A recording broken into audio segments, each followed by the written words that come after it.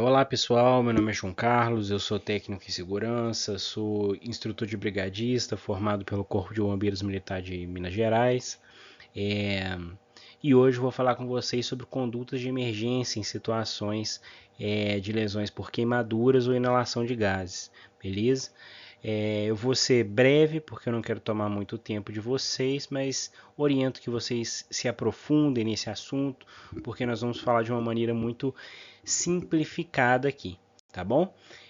Vamos em frente então. Primeiro, vamos falar de como que se causam as queimaduras, quais são as causas das queimaduras.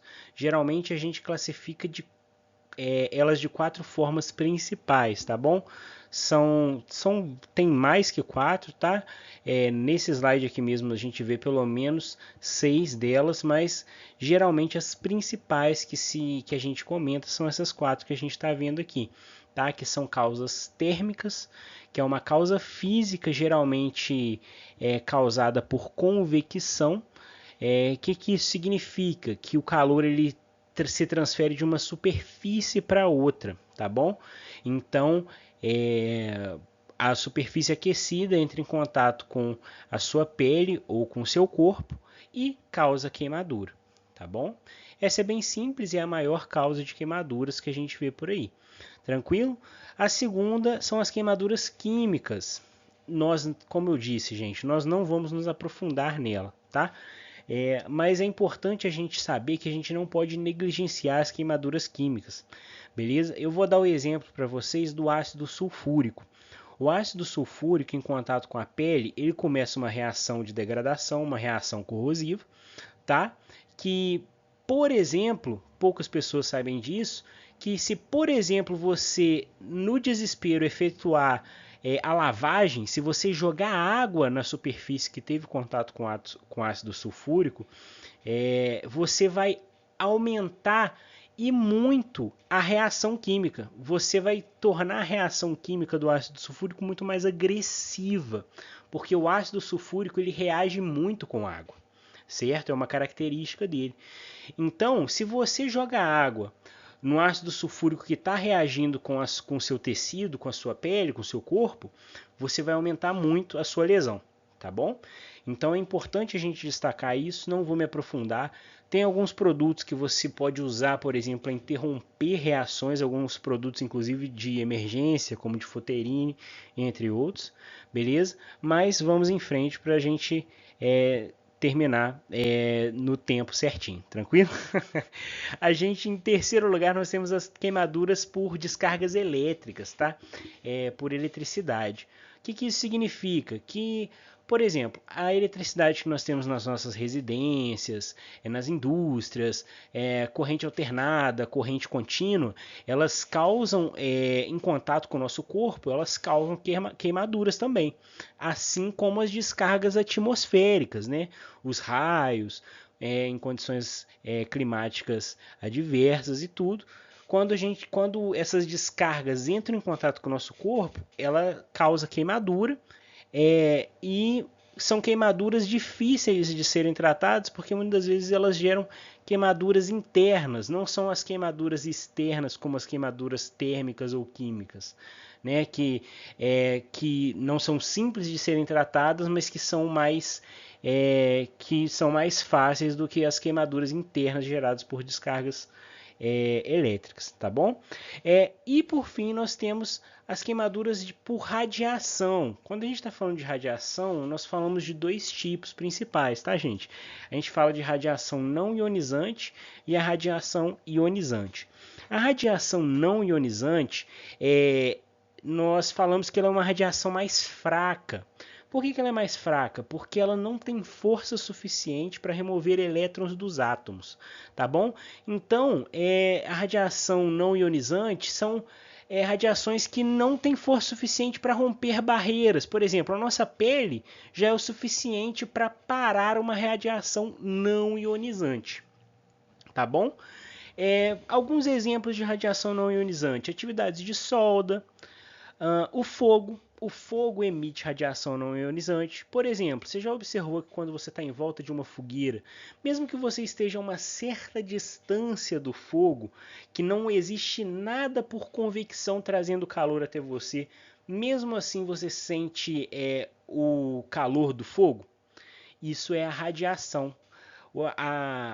O calor está sendo irradiado até você, certo? E uma característica é que a radiação não precisa de um componente externo para se propagar, como a convecção, né? Ele é irradiado, certo? Um detalhe curioso e legal para a gente levar é que a radiação não ionizante ela pode nos ajudar, inclusive, a atendimentos de vítimas no atendimento pré-hospitalar. Vocês já observaram que geralmente se coloca um tecido aluminizado em cima de vítimas de acidentes para prevenir hipotermia? Muitas vezes a gente se pergunta, nossa, mas esse tecido fininho assim não vai ajudar em nada. Mentira. Por quê? Porque o nosso corpo ele também emite radiação. Uma pouca radiação, uma radiação não ionizante, mas essa radiação já é o suficiente para bater na superfície aluminizada daquele pequeno tecido fininho que se coloca em cima das pessoas, das vítimas, e essa radiação refletida nessa superfície aluminizada nos aquece novamente. Bacana, não é? Então, isso é uma característica da radiação não ionizante. Já a radiação ionizante é o oposto, é a radiação muito energética, ultravioleta, certo? A radiação que tem força suficiente para remover elétrons dos átomos. Desculpa, gente. O que isso significa? Que ela é tão energética que ela consegue alterar o nosso DNA. Opa, isso não parece bom, né? A gente não sabe o que isso significa ao certo, mas não parece bom. Mas eu vou explicar para vocês. Quando se altera o DNA das nossas células, do nosso corpo, você faz o seu corpo, o seu corpo ele entra em colapso. Ele começa a não funcionar da maneira que ele deveria funcionar. Nosso corpo é como se fosse uma engrenagem, uma máquina. Então, quando essa radiação muito energética altera o nosso DNA, o seu corpo e as pequenas células que fazem o seu corpo funcionar, elas começam a colapsar, elas não aguentam, certo? E um exemplo muito clássico de queimadura por radiação ionizante são dos bombeiros de Chernobyl, que foram combater o incêndio no desastre de Chernobyl, e todos eles faleceram por causa da intoxicação por radiação ionizante e das queimaduras de radiação. Faleceram em menos de uma semana, porque a dosagem de radiação que eles receberam foi absurda, né? Foi enorme. Beleza, gente? Nós temos alguns outros tipos de queimadura depois da radiação, gente, que são queimaduras por animais que têm peçonha ou veneno, vegetais que também têm características venenosas, mas não vou me aprofundar, tá bom, gente? Vamos adiante porque nosso tempo está curto. Aqui, gente, nós vamos passar a classificar o tipo de lesão, o tipo de queimadura, tá bom? Isso é fácil porque já está no imaginário popular. Isso daqui a gente já cresce ouvindo e já é muito... mesmo que a gente não saiba tecnicamente o que significa, a gente sabe que a queimadura de primeiro grau é uma queimadura mais simples e a queimadura de terceiro grau é uma queimadura mais grave, beleza? Tecnicamente, a única coisa que as difere é que a queimadura de primeiro grau ela queima só a superfície do seu tecido, da sua pele, a epiderme que a gente chama, né?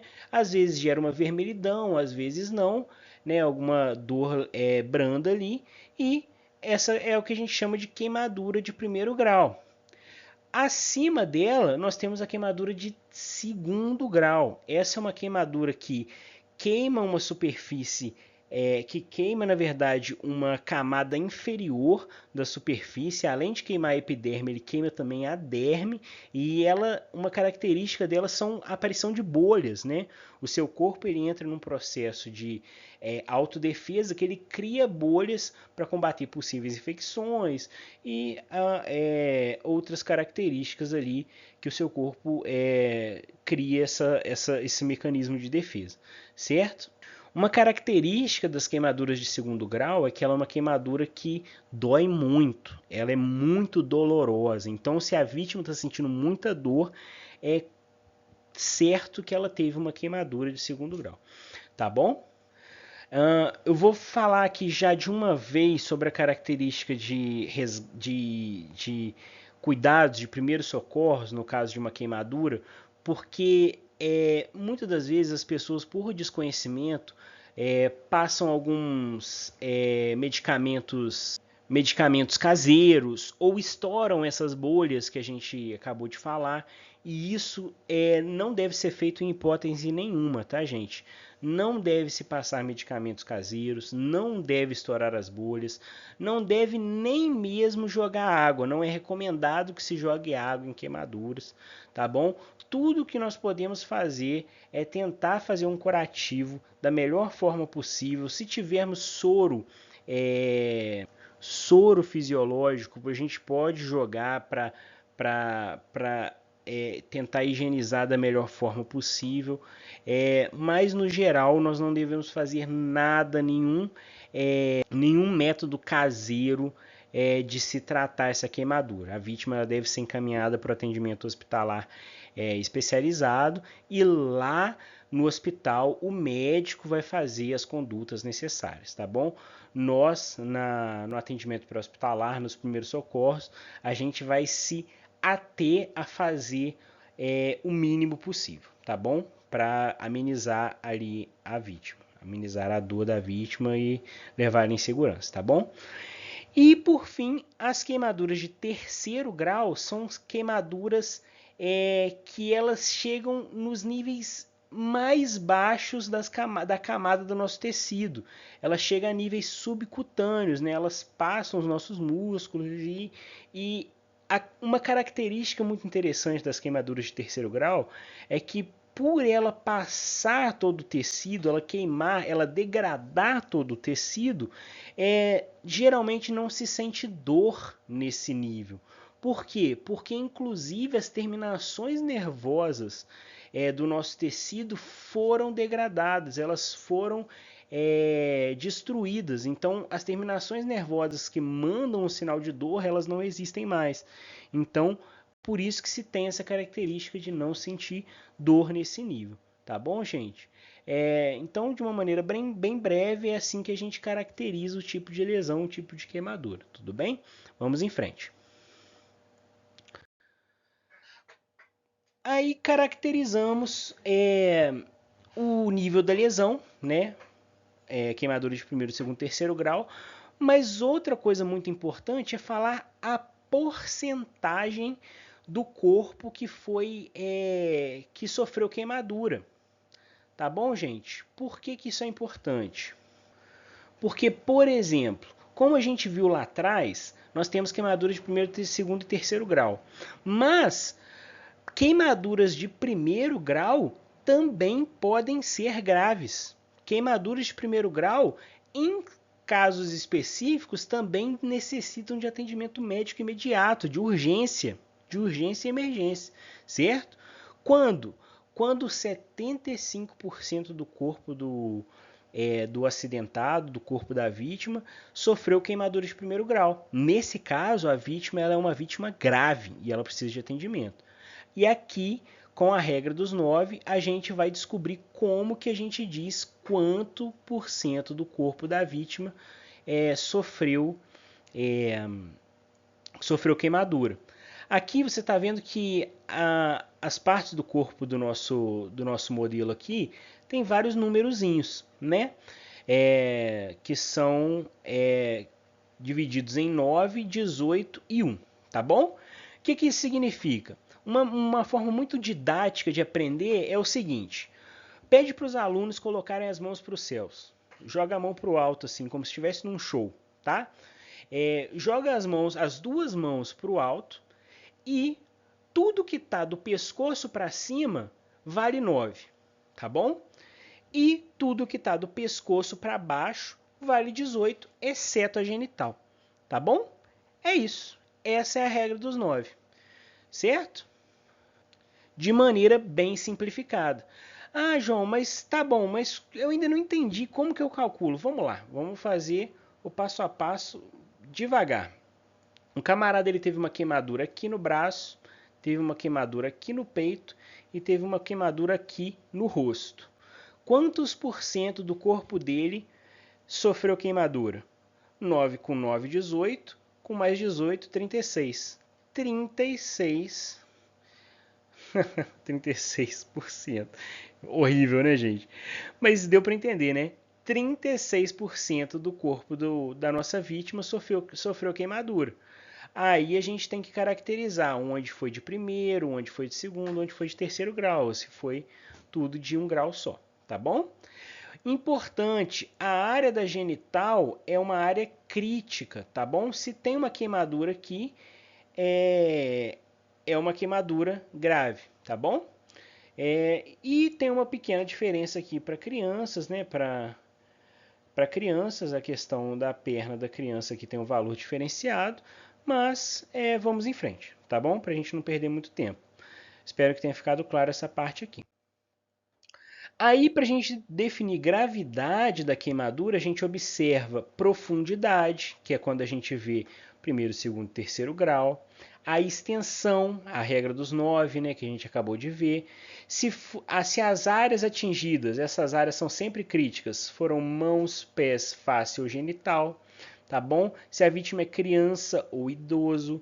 Se foi uma lesão pulmonar ou de vias aéreas, isso é muito importante, a gente vai ver logo em sequência.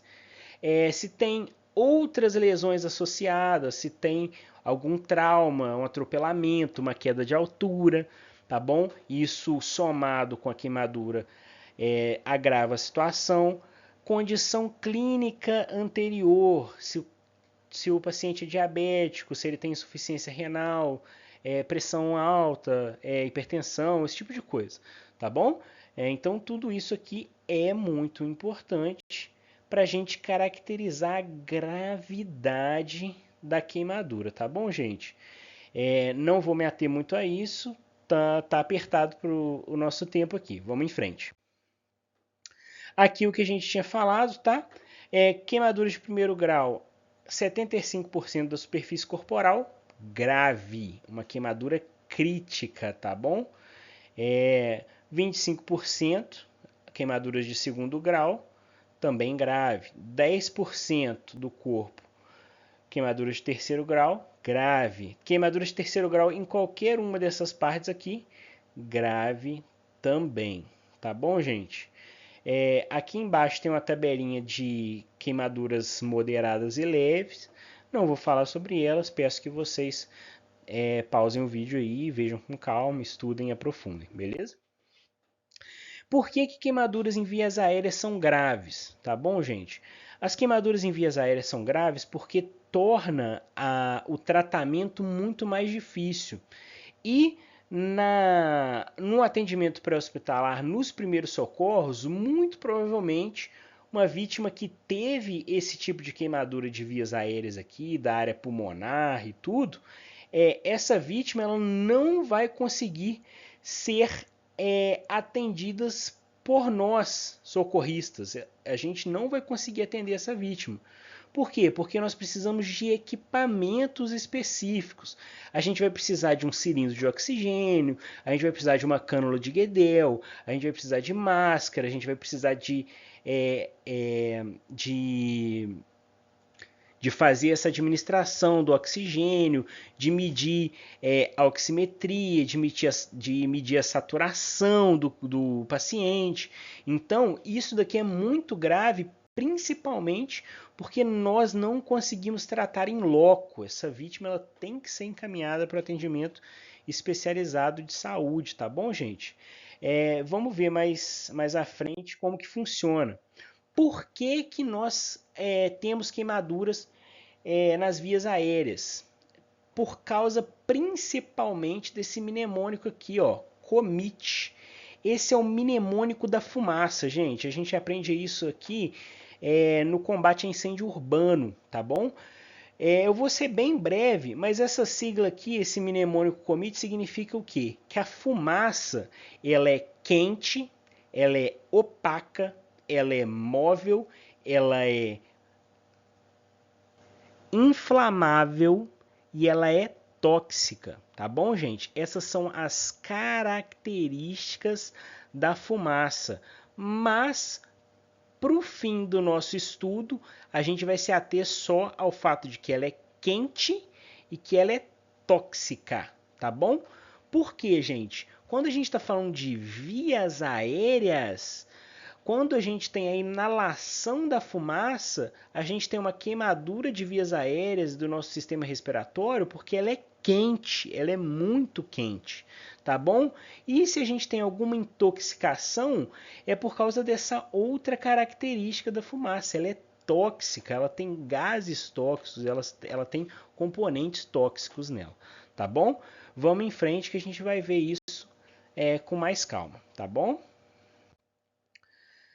Quando a gente está fazendo um atendimento a uma vítima, eu vou ser bem breve aqui, tá, gente? A gente fala de outro mnemônico, que é o mnemônico XABCDE, o mnemônico do trauma, tá bom? Por que, que a gente segue esse mnemônico, gente? Porque a gente tem que seguir. Desculpa, tá? A gente tem que seguir religiosamente, de maneira sagrada, essas etapas aqui. Eu só posso sair do X para ir para o A se eu tratar o X. Eu só posso sair do A e ir para o B se eu tratar o A. Eu só posso sair do B e ir para o C se eu tratar o B. Deu para entender a lógica? Por quê, gente? Vamos lá. Quando a gente está falando de trauma, o X significa hemorragia ensanguinante.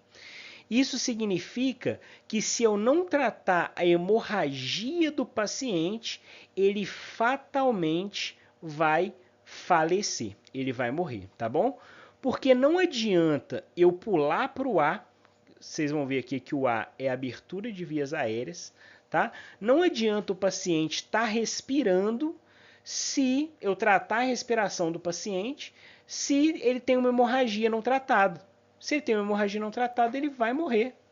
Você entendeu? Vocês entenderam onde estou querendo chegar? Então eu tenho que tratar a hemorragia insanguinante para depois eu ir para aberturas de vias aéreas. Ah, quando que eu vou fazer abertura de vias aéreas? Quando o paciente não está respirando. Ele não está respirando, eu preciso fazer abertura de vias aéreas por meio dessa manobra aqui, ou por meio da introdução da cânula de Guedel e assim por diante, tá bom?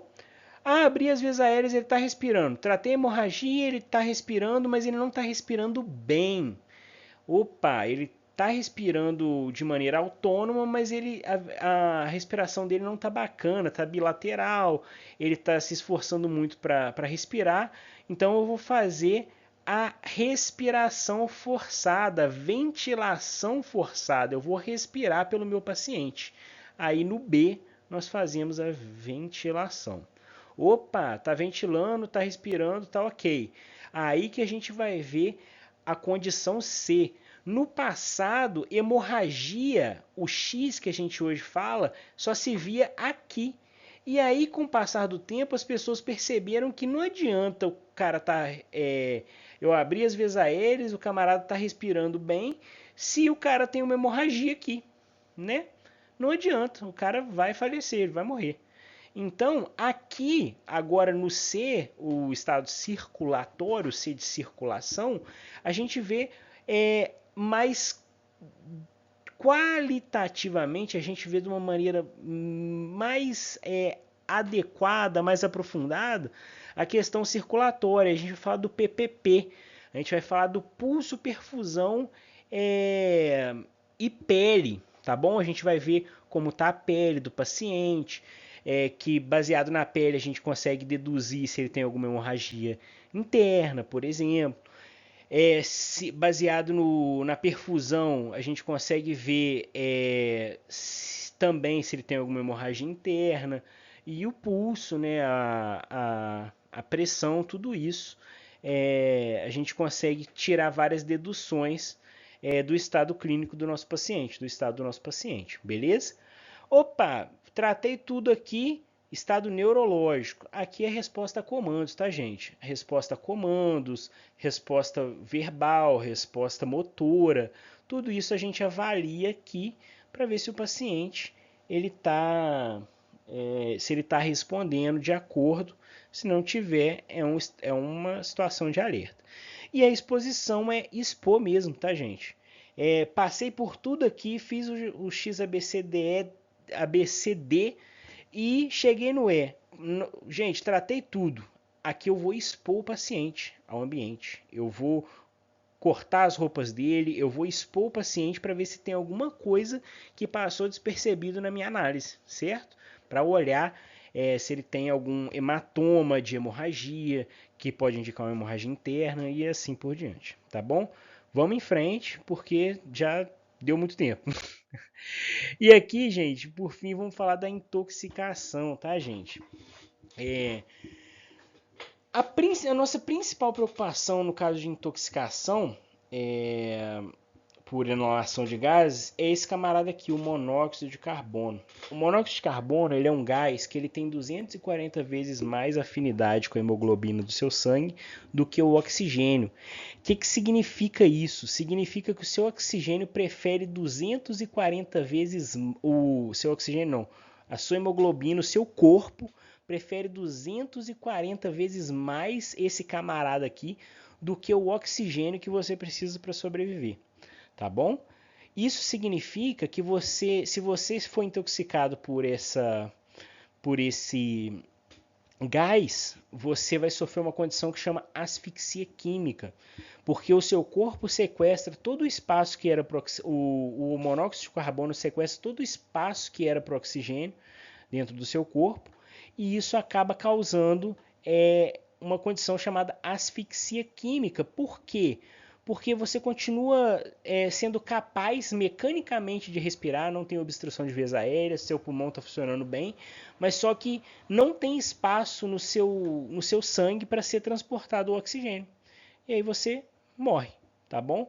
E a intoxicação, né, o nível de monóxido de carbono no ambiente ele é medido por partes por milhão, o ppm aqui, e a 100 partes por milhão a gente já começa a ter dores de cabeça. 500 partes por milhão a gente tem náusea, dificuldade de respiração, colapso e tontura.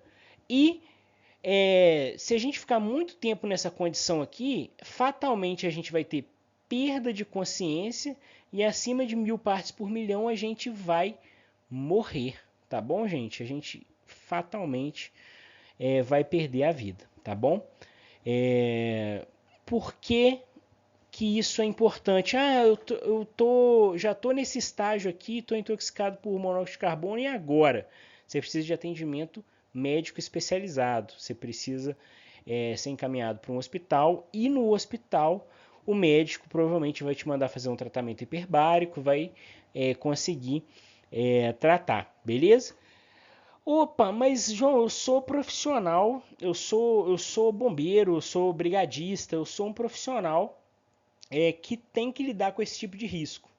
E aí, João, o que eu faço? Aí você tem que usar EPIs adequados.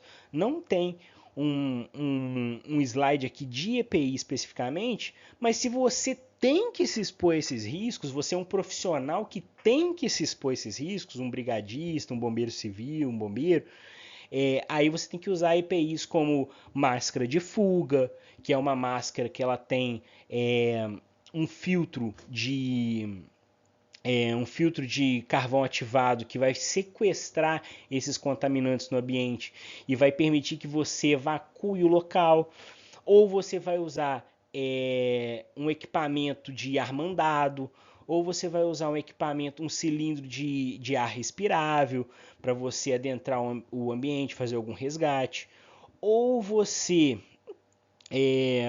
vai utilizar, por exemplo, roupa de combate a incêndio, roupa anti-chama, para você entrar em um ambiente que esteja em chamas, né, para você ter contato com fogo, esse tipo de coisa. Então, se eu sou um profissional que tem que estar em contato com esse tipo de risco que a gente está vendo aqui, eu tenho EPIs adequados para utilizar, certo? Como a gente viu lá, como a gente viu já no treinamento, tá beleza? Não vou me aprofundar muito, já deu meia hora de treinamento. Quero agradecer vocês pela paciência, por estar aqui, foi muito bacana, tá? E obrigado e vamos em frente, tá, gente? Qualquer coisa, estamos aí.